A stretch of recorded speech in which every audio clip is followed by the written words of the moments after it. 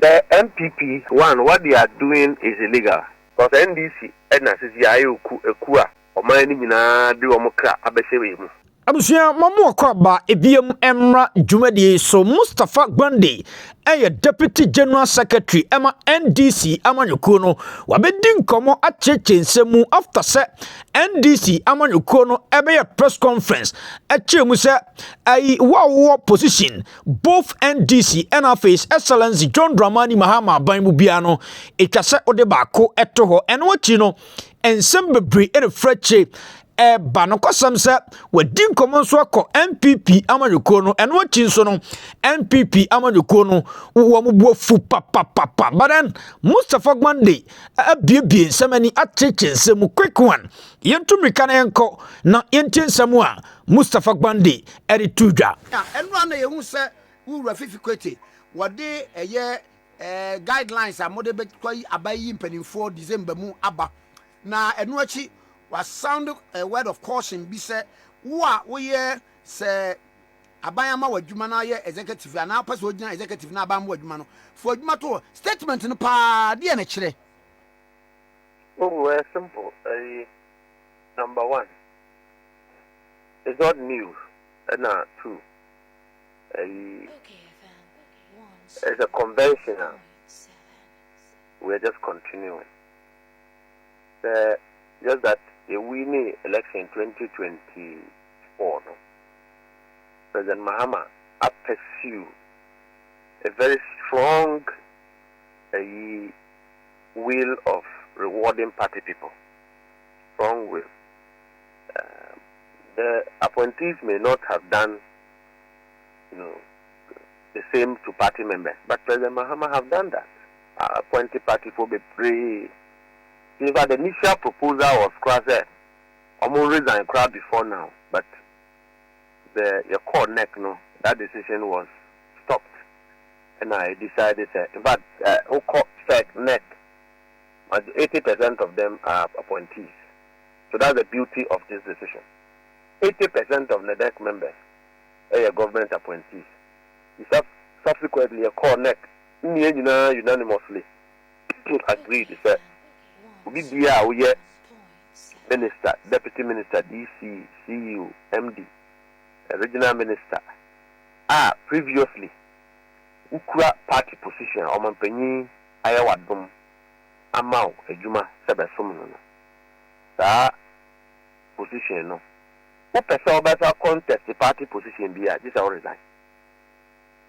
Two, the person transfer this is Ujai party Dibreno, Emma Obinso Eba. At every point in time, the party not so. Human resource no be woho. To sing. And two, normally the party eco government you let me fit near my party now a week. The better election be more and signing against there. See a two linear standing party. No? But if you are not able to engineer that expected level of unity now, election. Number two, you need experienced hands at every point in time. And if it's a new executive, that person should have had some time or been learning on the job to be able to acquit himself or herself to the difficulties and challenges associated with being a party officer. And sana election abedu. So these are the rational considerations that the decision. You take it. So president also announced will be a dibre. And you have to be aligned to the regulation. Which are your database, your data check it. The present appointment will be a dean, will be a dibre. I will be a position to do one out the other. Another, he said, category now and only our son can you disqualify. Want to ensure that there is a principle of fairness, there is a vigorous policy to strengthen the party, one, and two, CEOs, ministers, they have ultimate responsibility of governance. And we want them to focus on the business of governance, whilst other officers focus on the party. So that is just about that one. Number two, a year we are going to open up for new members. Say, Mame Biamasia. Oh, no. Menenwa na Kobe. One young journey NDC. That's what we journey. Because NDC, Edna says, Yayu Kua. Or my enemy na do Omoka Abeshe. So, what the white dija NDC near? Ubaqua Sabeto. Say, NDC will not be in power. What's it, dear? They say, what the white dija NDC near? Ubasa Babeto. The only few. In a way, Muam will protect the public pet every year. I feel the police work with the pet. Number 2. But, okay. We were in Ghana. I didn't pay between a bra, a bank son, one bank son, a pension. So I saw from 2 years. Oh, parties are supposed to be growing. Parties are supposed to be changing. The mistakes of the past should not be recurrent. Okay. So President Kufuor Abresukra ABC, but President Kufuor Dobano, what they call times 52.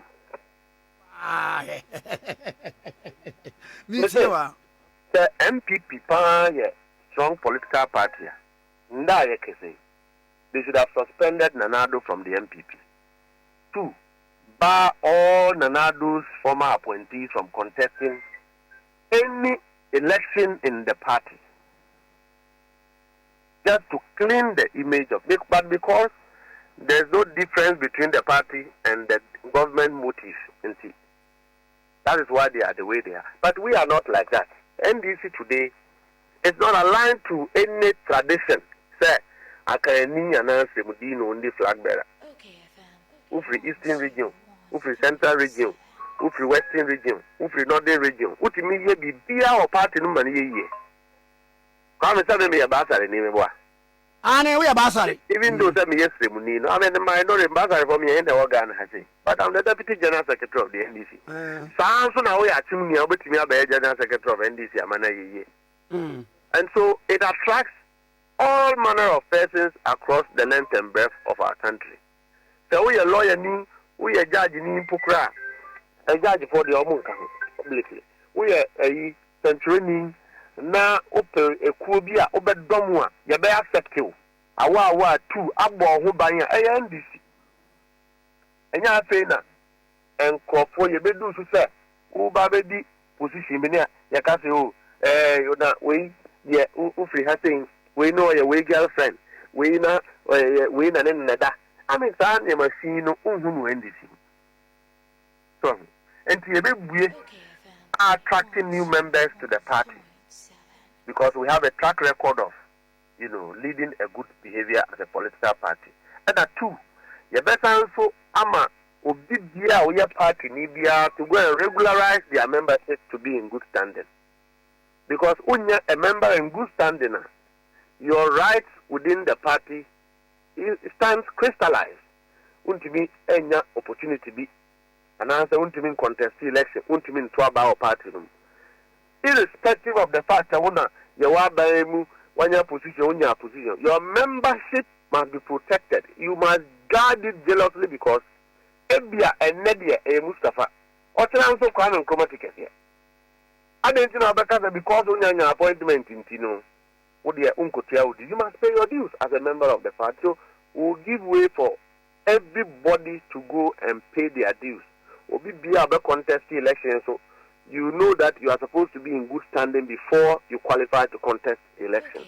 And also, you have more opportunity, or more regularize or membership. You free wa na ya branches, na ya buye nomination, na ya vetting, ya calling for appeals, na ya branch election. If you are near constituency, near region, near national, a national congress, na dia December, I think 19th.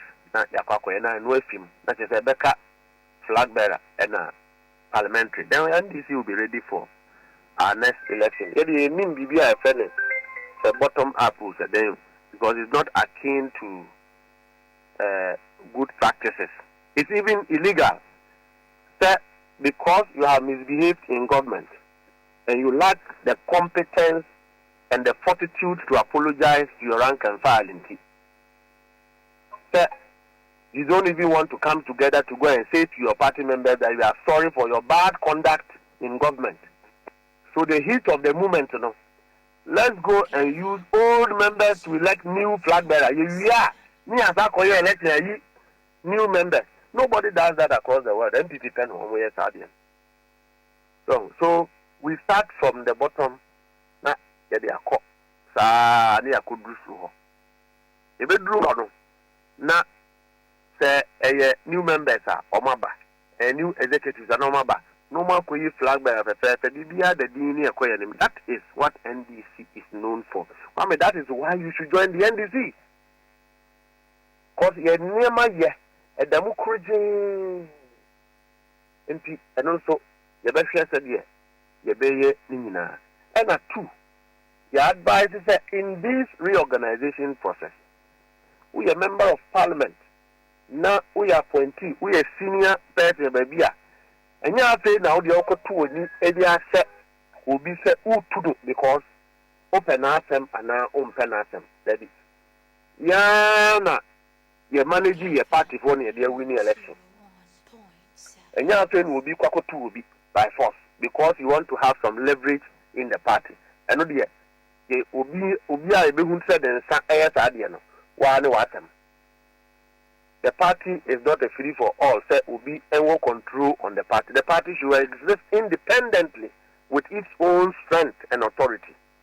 The rank and file, the members of the party must and should be protected, and the party executives are going to ensure that they are protected. If we are MP, now the when you go to also 24, on your more disagreement, now utu will be a watem. You will not come to your constituency to come and make any reconciliation.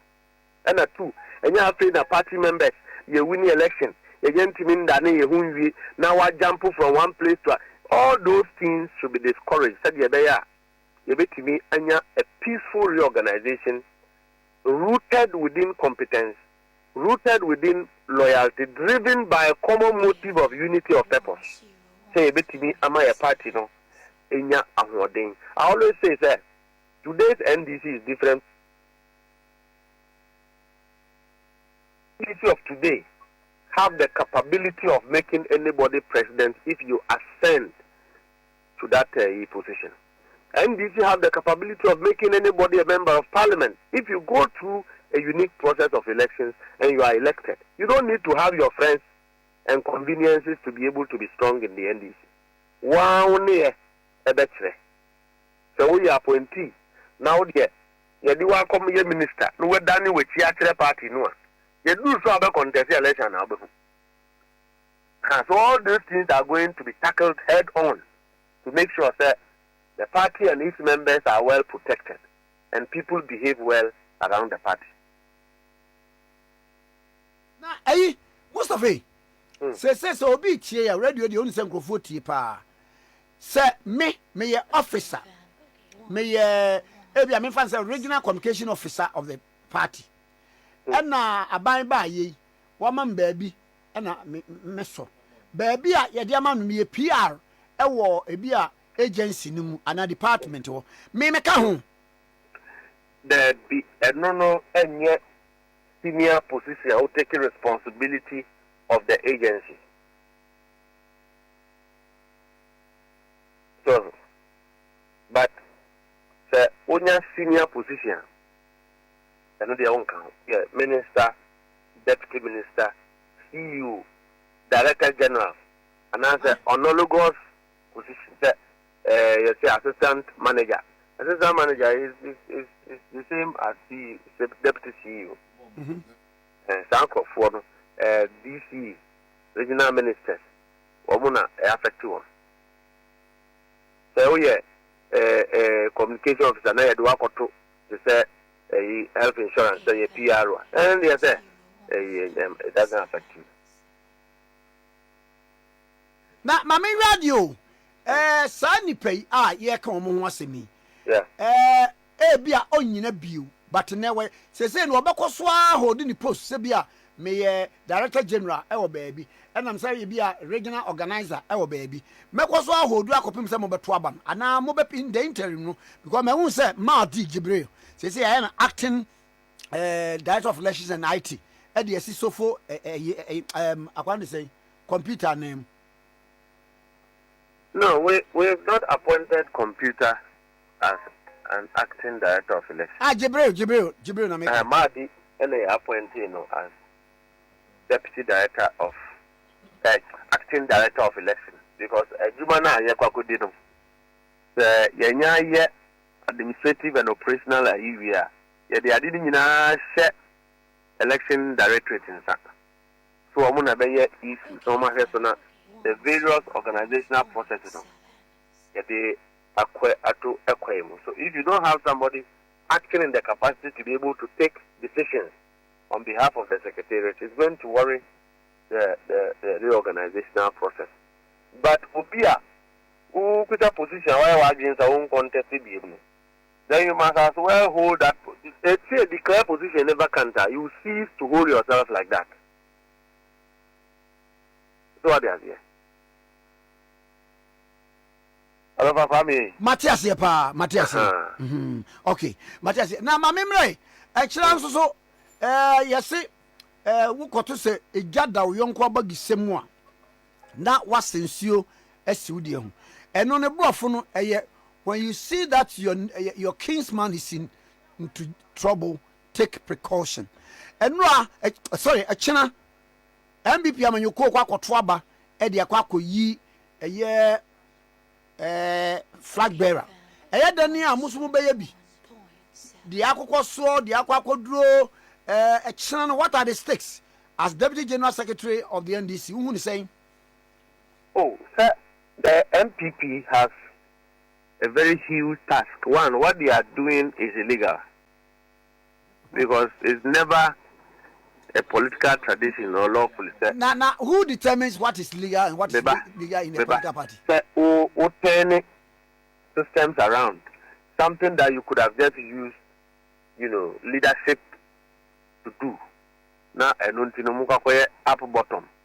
Somebody koyi flag bearer. And two. And confounding in contest election, they are an integral part of Womua, Omudi, or my Ibone. So, how? MPP for almost spend another 3 parties. Now, Omuba, all their ministers from contesting elections in the party for what they have done. So, if Ghanaians are not wishing MPP well, why should I be the one to go and wish them well? Why should I go and depart from what Ghanaians are feeling? If I see that Ghanaians are wishing MPP well tomorrow, I'll come and join that accord. But I don't think that Ghanaians are wishing them well. What they are going through is just 10% of what Ghanaians are wishing them.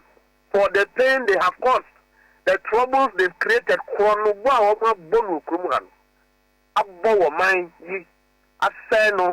years. Decisions are one taking to help this country. They never did. I said,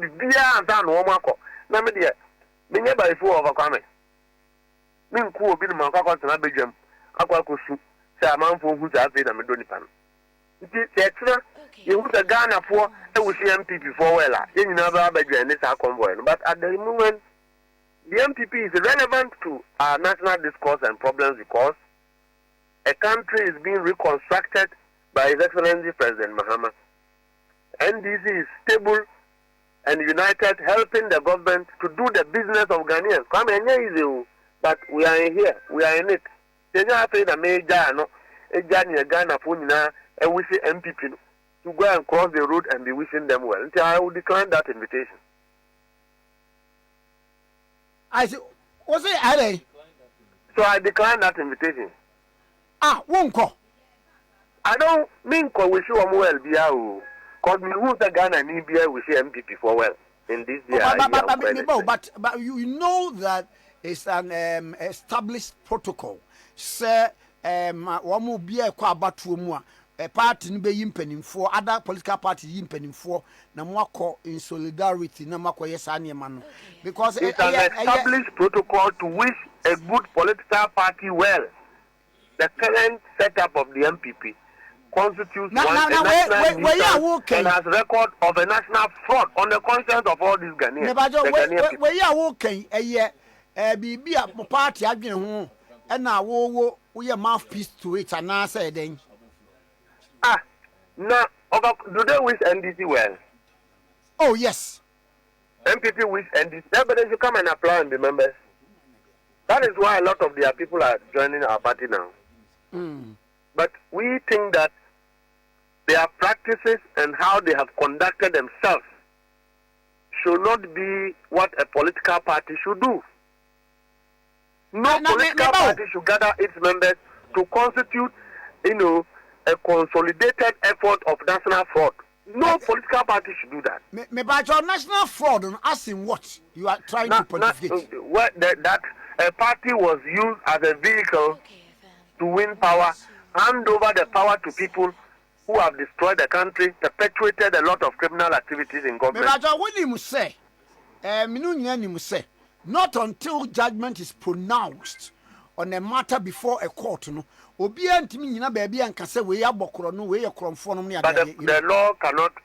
law doesn't preclude us from describing the circumstances. But Ghana has saying government buying now opposition and finance minister Canada. Obia no cry a public press cannot see, we can't see him to account of a comment. And you have NPP defending these things, and you call them a political party. Can we behave as if the NPP no and she Ghana na mami musa say dia wo kai e your party no nyina na atan ho adwe ho ana we dia wa na wo kan wadwene say monko wo hye wo mo well wo ka fe wish wo mo well again say say bia mo be kwa read the statement e wo eyi na say na say ayi wo mo ye no all over the place nti ti anya dia okay so wa him na kwa wish you be well bia ka de betom from him. Well, then I'm saying, maybe dear, I don't think that the NPP, if you look at what Ghanaians are currently feeling, the woman banks, Kofua, Salmon good food, haircut, pensioners, Omo Sika, Oma Tria, Ilibita. Me bacho where you now me bacho uti all the contract then now me bacho me do go through that pain all of them are watching, so why am I going to be in a hurry to leave my work and go and be saying that mate na mamemre pandai de ekoya free high court copy supreme court no akasa na it will say as deputy general secretary say Honorable Nyindam and to also any Nakunya. Oh, what it means is that if there were elections today, we will go to that election and we will contest with the hope of winning the election. Once the court have decided otherwise, the court will not decide to say, and I'm remu, or more costro, and I throw for the two, and Rana, this is a night take here. Yeah, the same. Matujindam should continue to be MP. And you will be put as a baby Matujindam. But once the law says you were there illegally, we will go and conduct election. Maybe election by no MPP forecast declare one national chairman positions will be uncontested. Not contested. What do you? It's not an issue that we are worried about. But we any election be a baby seats are targeted here. They are targeted. Mate. Election be on ne. I will be the first person to go to that constituency to go and start campaigning. So we respect the decision of the court. We respect the rule of law. The courts should be doing their work irrespective of who is involved. And so we disagree, but we respect and we will leave it at that. Mate, Mamin Nawas Namisanian Pamfamau. Na me de be kwa probo a year MPP for election na omoyen asama who can special prosecutor pen go for two